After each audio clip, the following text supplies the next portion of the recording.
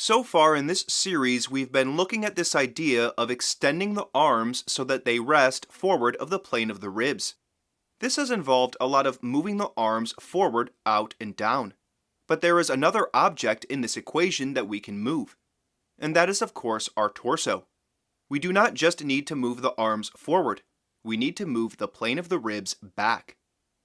If you've watched the series about the torso, this should come as no surprise.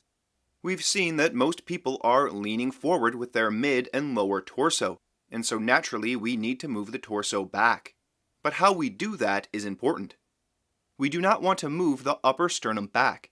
As we've seen many times, people already tend to move their upper sternum too far back. We want to pull the lower sternum, the lower ribs, and also the iliacs back and up. This will make getting the arms forward of the plane of the ribs more feasible.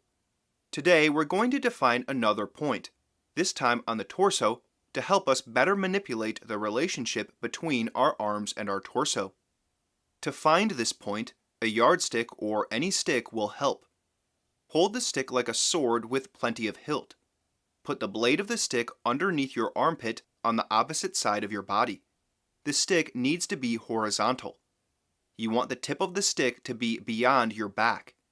Make sure you have the stick snugly under your armpit as high as it can go. Take note of your shoulder and elbow when you do this. Did you unnecessarily raise your shoulder or elbow? The spot we're defining is called the ribs at the back of the armpit. To find it, keep the stick where it is, but transfer it to your other hand.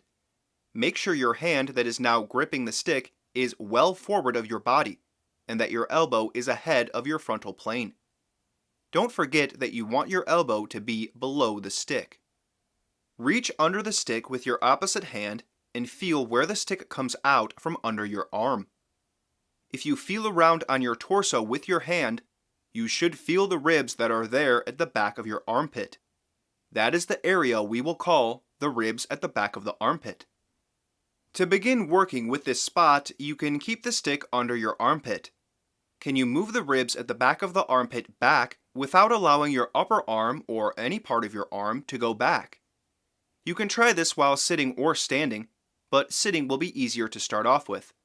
If you record yourself with a webcam or camera, you should be able to see the ribs at the back of the armpit move back along the stick. The general directions we want to apply to the ribs at the back of the armpit are back and up. If you're sitting, you can give yourself the directions to lift the ribs at the back of the armpit up away from the sit bones, and to move the ribs at the back of the armpit back. There's another very basic procedure you can try. Stand a couple feet from a wall so that you can touch the wall with your hands without overextending your arms. You want to be at a distance so that you can touch the wall with both palms at shoulder height, but have your elbows down below the hands. From here, we can think back to the directions we've made for the torso. We want to lift the upper sternum forward and up. We want to lift the lower sternum back and up. And we want to lift the lower ribs back and up. We also want to pull the iliacs back and up, but prevent the lower sacrum from moving back at the same time. We'll pull the ribs at the back of the armpit back and up. But remember, we don't want the upper arms to go back.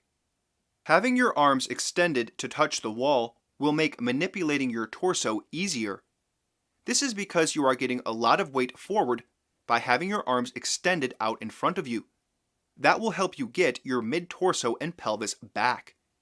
Most people habitually retract their arms all the time and compensate by moving their mid-torso and pelvis forward. But if you force yourself to extend your arms, you can open up new possibilities for balancing your body in a more reasonable and upright way. While the support of the wall does help, it really isn't what's making the difference. In fact, you can take a small step back so that instead of having your palms against the wall, they are an inch from the wall, and try the adjustment again. You will get just about as much benefit from this as if your hands were against the wall. This is because the real reason this posture helps is that you are forcing yourself to keep your arms extended. If we look at an older image of me compared with a newer one, we can take note of the difference at the back of the armpit.